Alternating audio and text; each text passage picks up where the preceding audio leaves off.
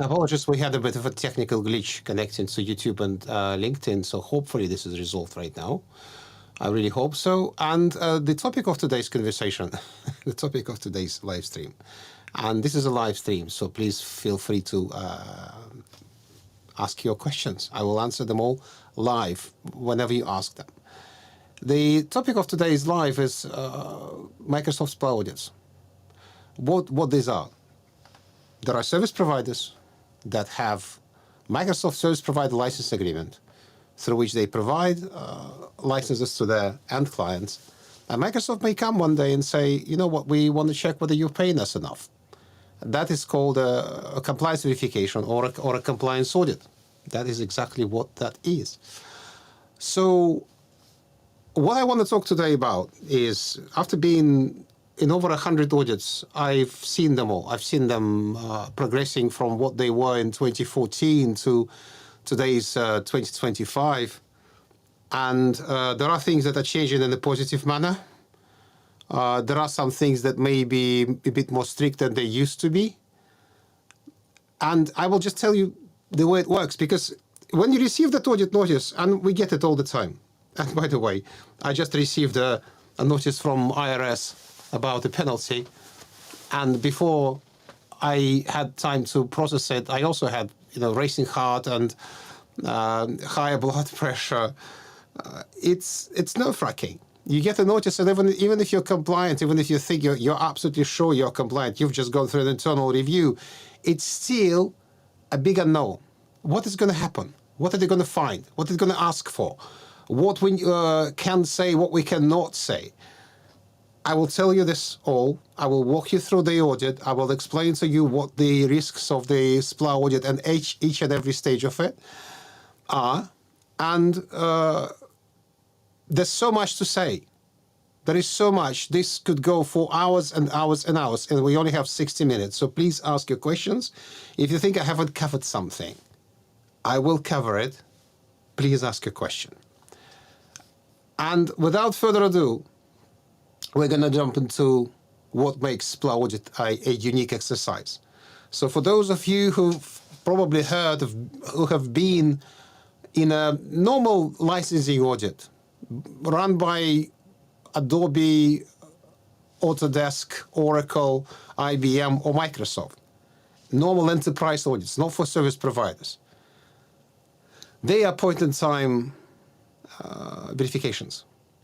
The data is collected at a certain point in time, and at that point in time, it's compared to the licenses that the organization has, and the difference is calculated and presented as a debt to the vendor.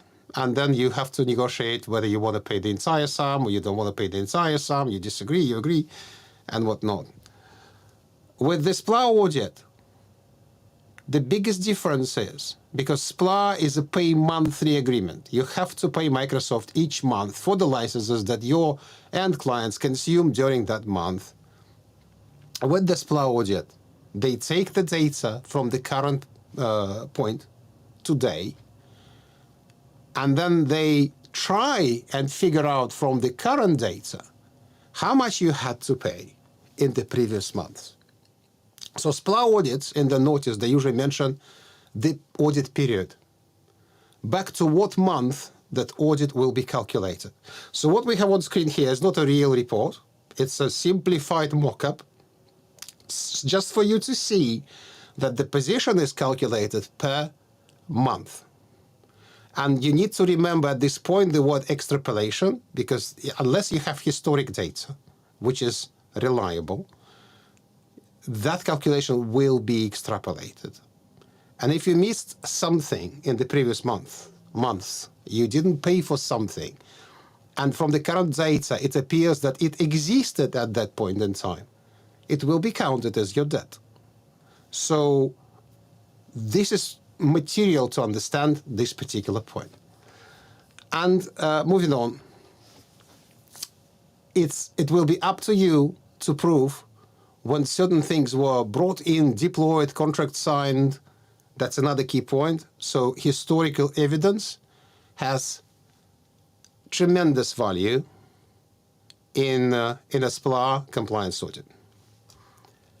And I'll quickly move on but I will mention this in the context, and you'll understand why it's important.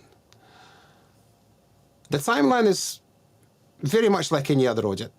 If you take these steps that are in gray rectangles here and apply them to any other audit, it'll be all the same. The difference is in the details. The difference is in those details that are unique to a service provider licensing agreement audit. And like in every audit, which is in this case, and with many other vendors, outsourced to one of the big four consulting companies, and I'm talking about EY, PwC, KPMG, and Deloitte. If Microsoft comes to you with a proper audit, not some kind of partner-led review or internal review, a proper audit, they'll be one of those big four companies conducting that audit. They're contracted by Microsoft as independent, I'll get back to that, auditors, third parties, independent. They conduct the technical side of the audit. They collect the data. They audit your reporting and your infrastructure, and they put together a report. All the negotiations about why this happened, asking for any discounts, asking for concessions, that only happens in the second stage where you talk to Microsoft, after the technical phase is complete. Corrections can be done during the technical phase. Your comments can be recorded during the technical phase. Things that can be technically proven can be corrected during the technical phase. Any common sense, any business cases, any reasons why something may have happened, you could have paid for concurrent users instead of authorized users, but you have a reasonable explanations of why that happened. You discuss that with Microsoft, not with the auditor. So in the first big chunk of the audit, you deal with the data. In the second part, you deal with negotiating the outcomes. Savings are achieved at both stages. In the technical phase, you can reduce your penalties by just correcting incorrect assumptions or providing additional technical data to the auditors and just reducing the numbers in the report. And during the negotiations, you discuss various resolutions. And just to give you a bit of a taste of what that is, a good negotiation can bring numbers down by 90%. Even though you still owe that money to Microsoft, you may agree with Microsoft that you're going to pay less. It depends on your circumstances. If you have good negotiators in your team, or if you're supported by a team like ours, this is what you should expect. If you neglect any phase, you will save less. I've dealt with audits where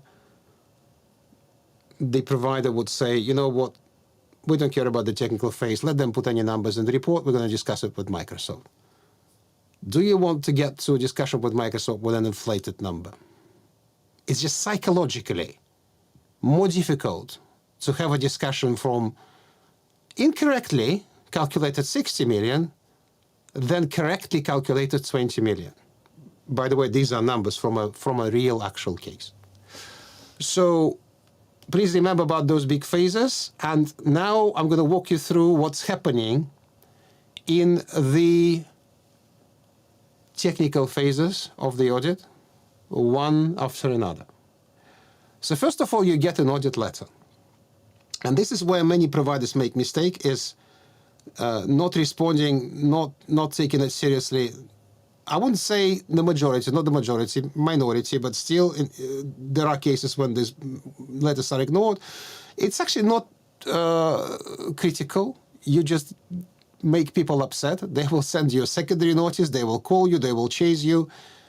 Contractually, Microsoft is obliged to notify you that there's going to be an audit 30 days prior to the kickoff date of the audit. So it's not like you have 30 days to say, I'm okay, I'm not okay. They just have to notify you 30 days before. It's an inevitable event.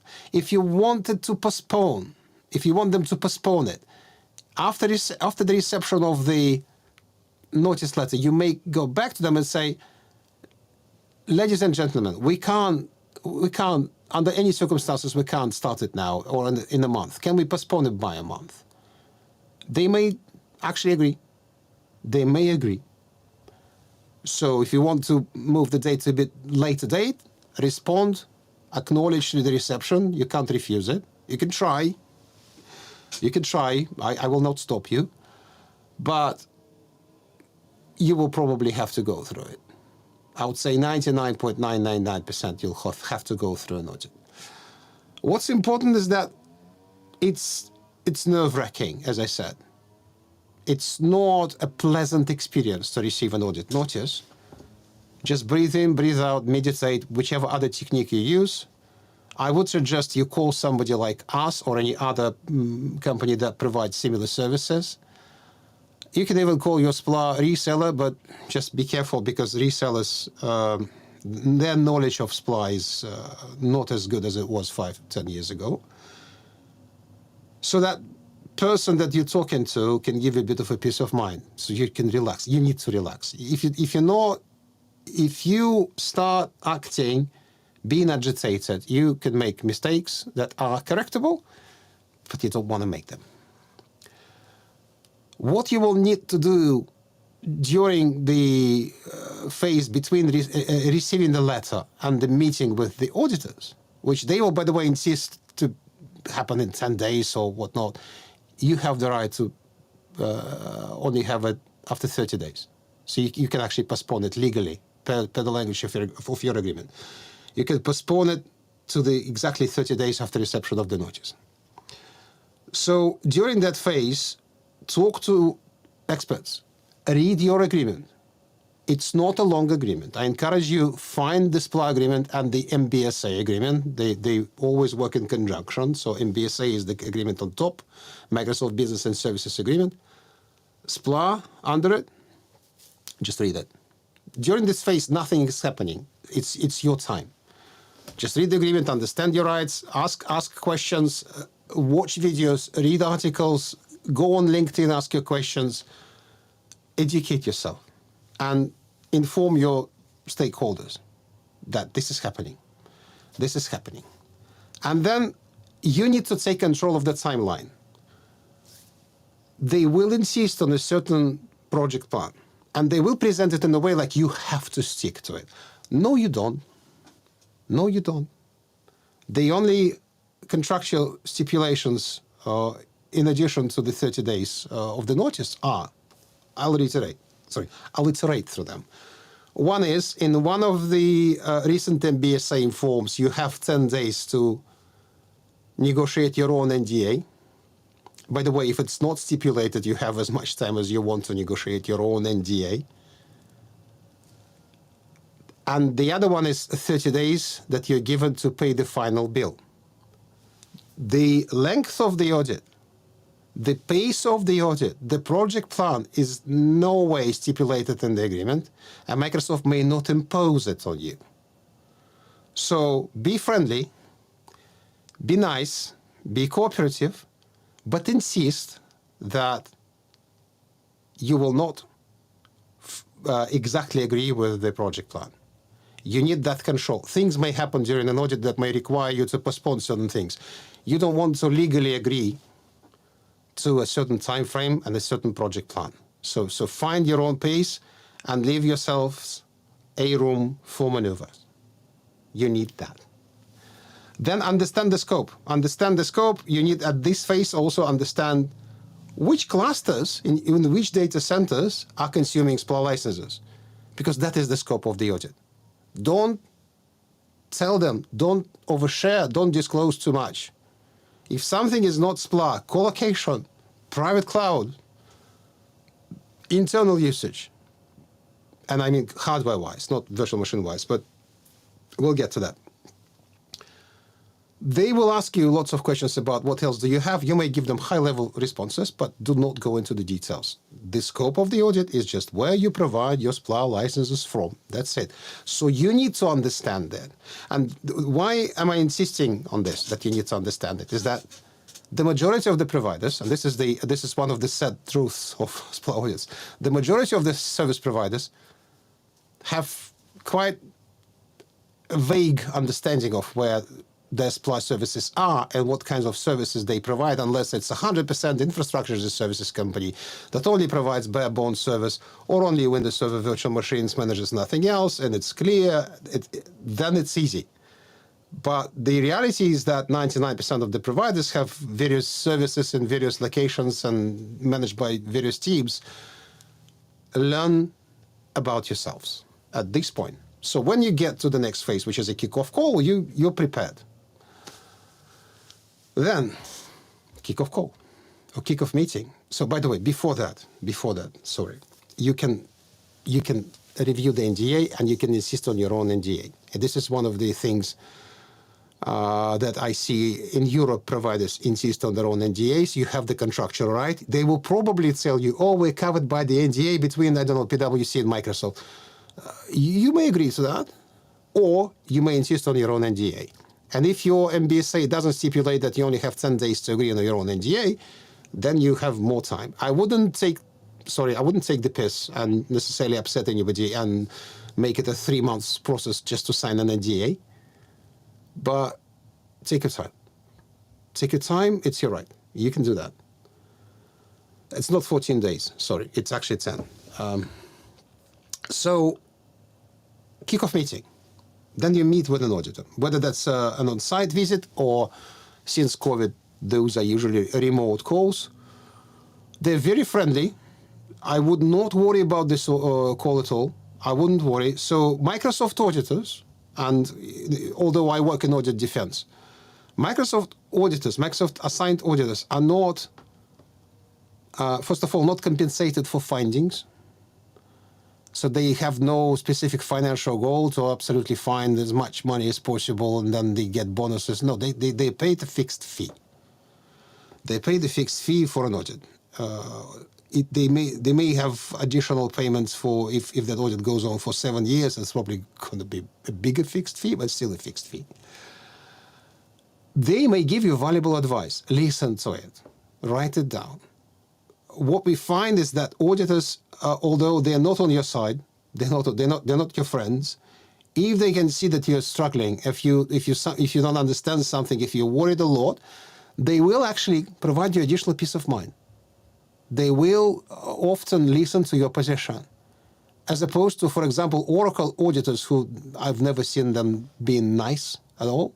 So this is not nicety. This is just grown-up conduct. Clarify the scope with them. Clarify the scope. Clarify what agreements are in scope, what entities are in scope. We've seen instances when there's a multinational company with multiple SPLA agreements, but only one part is audited under only one agreement.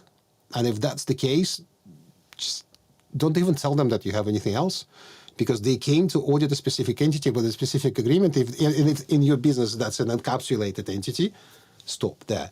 Just, this is the scope. Don't give them more ideas. Don't give them more work. Don't give yourselves additional headache of having them to drop in other entities and other agreements and then considering the whole massive, complicated, I've seen that, estates. Then set your timelines, as I said, with some flexibility. So they will present a project plan. You can say, we understand it's your project plan, we'll do our best. Or if it's ridiculous from your point of view, like we've seen project plans when you had to provide the data in 10 days and then review the report in 3 days, you can just say no, and then sit down and agree on a different timeline during the kickoff call, by all means. And don't provide anything yet. I would say listen 90% of the time, respond high level 10% of the time. You will be given a questionnaire, whether that's going to be an online questionnaire. I think KPMG does an online questionnaire. I may be wrong here with the details. Usually it's an Excel file with questions and additional instructions. You'll have that time to actually think about what answers to provide. You will gather the necessary data. You'll review those questions with your SPLA consultant. Only high-level overview of the business. at this point in time. Preferably don't give them numbers even, maybe some rough numbers. So we have 5 data centers and about 10,000 machines. Be careful though, because if you have 5,000 machines, they will come back and say, actually, we have notes from the first meeting that you said us that you have 10,000 machines. Where are they? Why have I only seen 5,000? So you'll have time to prepare for those answers and provide them in the questionnaire. Then there's the data gathering phase. And the data gathering phase is where you run scripts. And I would expect you to ask questions on this in this regard. So please bear with me. I need to check something because I'm not sure whether this is being currently broadcasted to LinkedIn. That's what I'm checking. LinkedIn. Yeah, it seems like everything is working. So the reason why I'm so concerned is that why are you so quiet? This is vital. So this is the phase where they will give you their own scripts. Every company of everyone on those big 4 lists, KPMG, Deloitte, and PwC, they have their own versions of audit scripts that work in a very similar manner. They are usually Visual Basic or PowerShell scripts that query virtual machines and physical machines and your VMware infrastructure and other virtualization platforms for which they may or may not have scripts. And they just gather technical data from the machines in your estate. And what's important is that it must be done with scripts. Declarations are not accepted. You are running the scripts. The SPLA agreement says you have to provide them access to your service. They don't get access to your service. They give you scripts and you run the scripts. You may even give those scripts to your own clients if you don't have access to their estate. Your own clients may run those scripts. The idea is to gather the data from all the machines in your estate and provide it back to the provider. In a way, the reason why they're using their own scripts, in a way, their tools understand it and can interpret it and can suck it into the Excel spreadsheets and help them build a report, help them make the calculations. Declared numbers from the get-go are not accepted. You can't say, we can't scan this environment, so we're just going to tell you how many licenses this environment requires. It's an audit. It's not a declaration exercise. It's an audit. It's forensic. It's not very forensic, but let's use the word forensics just in case. It's not forensic in a sense of going into every nitty-gritty detail. Still pretty high level, but they're gathering all the metrics that are required to calculate the necessary licenses in your estate and extrapolate them historically. So you need to know your SPLA services scope. And why you need to know your SPLA services scope is that if, as I said already, if something is co-location, do not scan those servers. You don't provide any SPLA licenses from a certain estate, from a certain rack, from a certain data center. Don't scan it. It's not a SPLA scope. Because if you scan it, if you give it to them, and then you'll have to chase that, or maybe in the initial report tell them, oh, by the way, that wasn't SPLA. Now you're having questions. Now they ask you a question like, why did you give it to us in the first place? Are you sure that's SPLA? Can you give us evidence? Can you prove that it's not SPLA? You don't want to prove that it's not SPLA. Just don't give that data in the first place. Don't overshare. And if you have an independent advisor on your side, this data must go first through an independent advisor, just in case. Why? Honest mistakes. If your admin, one of the junior admins, at some point, for some clever reason, they thought it's a good idea, change something in the configuration of the server that wasn't agreed with the client, that wasn't part of the design, that was an actual mistake that the client is not paying for, you're not billing that client for that particular configuration. We believe that you have a chance to fix it and correct it. If you did not profit from it, if you did not deliberately did it on purpose to pay less, if it's a mistake, then it's better to see it. Also, an independent advisor will see whether you are oversharing as well or undersharing. Because one of the benefits working with an independent advisor is that we will tell you what to give, and maybe you're not giving enough.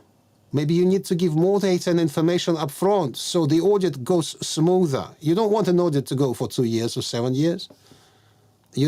On the other hand, you don't want it to be rushed. So if there's a story behind certain data, for example, you found that you made it by mistake, you don't want to correct it, you don't have a chance to correct it, but you have a story behind it, tell it straight away. Just tell it straight away. Provide the data and then send a follow-up letter saying, by the way, interpret this data in this way because this, and that. Start doing that now. So the report is put together with your comments, and potentially, it's possible. As I said, you can't negotiate with them, but you can tell them how to interpret certain things. So potentially it may be discounted. It's not a bad idea. Think about that. So in addition, you need to gather customer contracts, and I'm not telling give them every single contract unredacted. The minimum information that you need to give them is when a certain client was onboarded, when they went live. And if you have evaluation periods, also tell them and provide evidence of the evaluation periods. Because if, to give you an example, if a client brought their virtual machines to your estate in 2024, but those machines were built in 2018, your responsibility for the licenses start in 2024. But if auditors don't know about it, they will calculate it back to 2018. And they will tell you you owe money to Microsoft, what you don't owe. So, customer contracts. Change records. If you're, this is a real example, by the way. If all your servers now have 56 cores in each processor, and then it's clear that you didn't report that number a year ago, and then suddenly you remember that a year ago you upgraded all those servers from 24-core to 56-core processors. You need that evidence of that upgrade. This is a real case. And if you don't provide that evidence, it's not clear, it's not tracked anywhere technically that you upgraded the processors. So you need to explain why the sudden jump in the licenses and why didn't you report as many licenses a year ago? See what I mean? So change records. License verification forms were required for authorized license mobility partners for bring your own license. These days there's flexible virtualization benefit. If you don't know what that is, please watch the previous live where I explained it. Bring your own, effectively what I'm trying to say here is you need to keep bring your own license evidence. If you only provide certain licenses to the client and the rest they bring themselves, you must have it in writing. Ideally, you should have it with their agreement numbers, license quantities, agreement expiration dates, as much as possible. I always encourage if you use bring your own license, if you allow your clients to bring their licenses, track every single detail. Ask them for evidence up front. It will be required in an audit. It will be required. They won't just take it, they won't just take your word for it. They will ask you to provide evidence. What's the evidence? You're saying this client brings the license. What's the evidence? You need to have that evidence. Your reporting history. So I say on this slide that it's a must-have. Less so these days, but at some point, we've seen instances when Microsoft's data didn't correspond to what you reported. And even these days, again, a real case, a provider sent a report to their SPLA reseller. For some reason, the SPLA reseller attributed that report to the wrong month. And that report went to the next month in the Microsoft databases. So imagine what it looks like when they extrapolate the numbers. They see a month where you reported 0 licenses, and there's another month where you reported double quantity. Do you think that will be accounted by default? They will just accept it that you double reported the next month? Nope. It'll be a shortfall on your report, which you will then have to argue about, explain what happened, provide evidence. So to provide that evidence, You need to find your own reports, your own invoices, your own purchase orders, whatever else you use in relationship with your SPLA reseller. And if you have a good relationship with your SPLA reseller, then ask them to help. Not all of them do help. Unfortunately, I wish you could provide more. I wish you could receive more help from your SPLA resellers. Unfortunately, the reality is, well, the people that know SPLA have moved on. And then you submit the data. You submit the data. You upload it to a certain portal. So here's a very important advice as well. So everything I say is important, but this is an important advice. You can provide the data in chunks. You don't have to wait until you collected everything. So the first bit of data that you need to send them to keep them happy and to let them start building the report is your virtualization data. So your hardware and just basic details of the virtual machines. So if you know what I'm talking about, if you have VMware, I'm talking about something like an RV Tools report. So this is going to be your first chunk of data that you provide. Keep them happy. Let them start building the so-called master server list or hardware inventory report. Don't overshare. Review with an independent advisor. I already told it many times.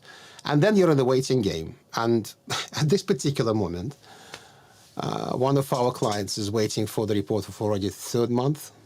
But normally, it takes between 2 and 4 weeks for them to process the data. Things happen. We've seen cases when they would disappear for 6 months. We've seen cases when they would disappear for almost a year. Those were 1 or 2 out of 100. So 2 to 4 weeks. You're waiting.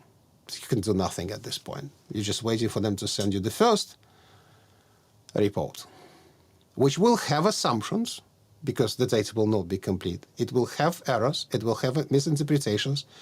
It will have omissions. So what's not in this presentation, and this is a mistake, is that somewhere in that process there'll be a validation call or a validation visit. 99% it'll be a call since COVID again. In Australia, we learned that they still visit on site, funny enough. What they do during a validation visit or validation call is they just ask you to, say, log into a certain server and actually prove that it's actually Office Professional Plus or it's actually SQL Server Express, not Standard or Enterprise. They're just validating certain points in the data, randomly picked, by the way. There's no guarantee to say that this is exactly that is going to happen. They're just validating that the data is complete and correct. Still, it will all filter to this first ELP, effective licensing position report, or first report, first draft, which is not final. It's never final. Going back to my list of the things that you're going to see in it, there'll be errors. They make errors. As silly as it sounds, junior or senior consultants, we always find some formula to have an error because it's an Excel file. And humans sometimes just copy and paste wrongly, or they decide they don't understand the formula, so they correct it in the wrong way, or they may or may not consider software installation date. So these are complicated calculations. They're not simple, actually. They may misinterpret certain things. They may forget something. There'll be omissions. And there'll be gaps in your data as well.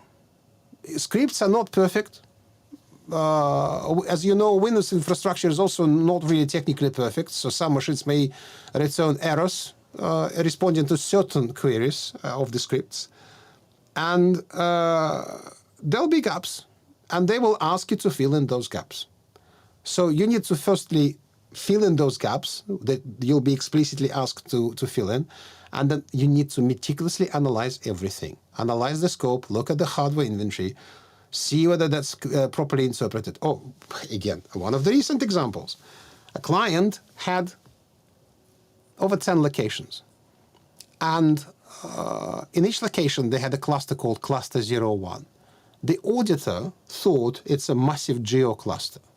So the calculations were completely off. That's totally off. So we had to explain to the auditor that those are different clusters.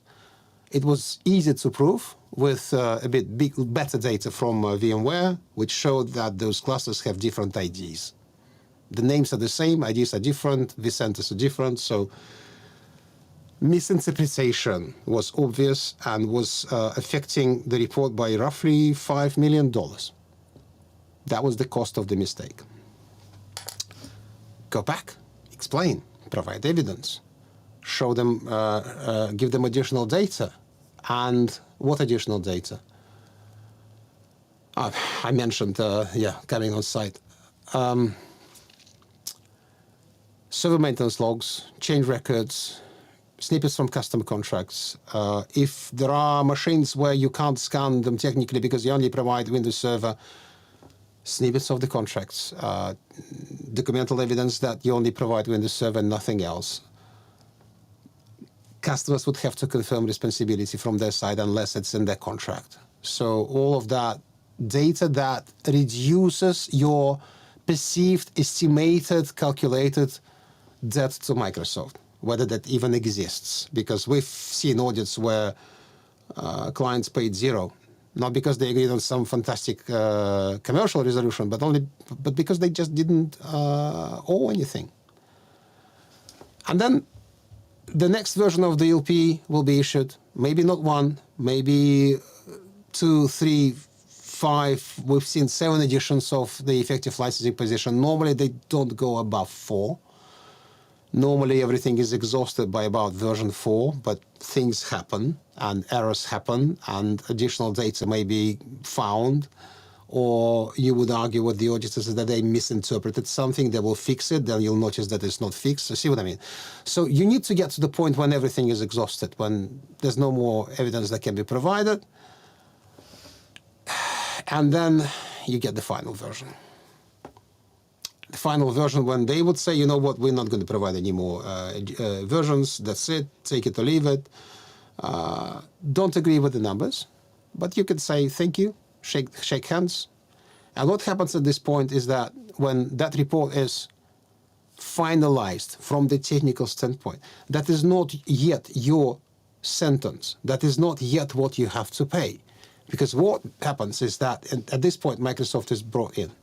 There'll be 90%, there'll be a 3-way meeting where they will hand over the report. It will not still be a commercial discussion. So don't treat that meeting as a commercial meeting because, strictly speaking, auditors are not allowed to negotiate anything. And you should really keep that. They probably are not even allowed by the terms of their contract with Microsoft to be part of the commercial negotiations. For example, they only can give you the numbers of the licenses, counts of the licenses you are allegedly missing, but not the monetary value. That's Microsoft's prerogative, not auditor's prerogative. Commercial discussion. As I said at the very beginning, you want to get to this point with as clean report as possible, as correct report as possible, because you want to start negotiating from a lower number. You don't want to provide excuses, even if they made a mistake, even if they made inflated assumptions.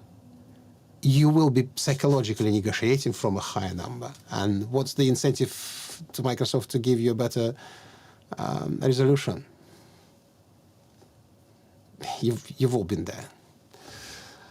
So the negotiation is very important. The negotiation can provide you with additional up to 90% discounts. Microsoft may present you a different commercial resolution. Say, don't pay us penalties. Let's work out how we can build our strategic relationship. That happens too. So you won't necessarily, especially when you have a good negotiator behind you, you won't necessarily pay the fees, or you may pay less. Or you may be in a position when you just can't afford to pay that much. Then you work with Microsoft on the resolution. Again, bring an experienced auditor to help you with that. So this is what happens at the last point. Negotiations. You're negotiating. So this is it. So I walked you through this. One thing that I want to mention in this presentation as well today is that auditors are not truly independent. This is our opinion. We don't think they're truly independent. Because the final report will not have any of your overpayments mentioned. So say if you were overpaying for a certain license due to certain mistake, miscalculations, you're trying to be, if you didn't have exact numbers, you were trying to kind of pay a little bit more, this will not be in the report. The auditors only mention shortfalls, only those months, only those numbers from the months where they were negative. So our position is that how on earth is that independent if only one point of view is presented, if overpayments are not mentioned? Microsoft may argue that overpayments don't matter. You may have changed your infrastructure. You may have decommissioned servers. They don't know what actually happened 2, 3, 4 months ago. So what? That's a discussion. But we want those numbers in the reports. They don't exist there. So this is, by the way, something that you need to do yourselves. Calculate how much you think you overpaid to Microsoft. Because on certain products, you could have underpaid. In certain months, you could have underpaid. But in other months, you could have overpaid. Or in certain products, you could have overpaid. This is with you. Do that. This is the point where I say, I don't believe in auditors' independence. On the other hand, they're paid by Microsoft. On the other hand, they have to play by Microsoft rules. So when you get to the resolution, another thing you need to understand is there are two things. There are a few penalties. Let's put it this way: 3 categories of penalties that will be at the start of the negotiation. One is just the cost of the licenses, which is calculated per the current price list. Not how much you had to pay 3 years ago, not how much you had to pay 5 years ago, the current price list. So current price list with Microsoft. Current SPLA price list. Plus, if you are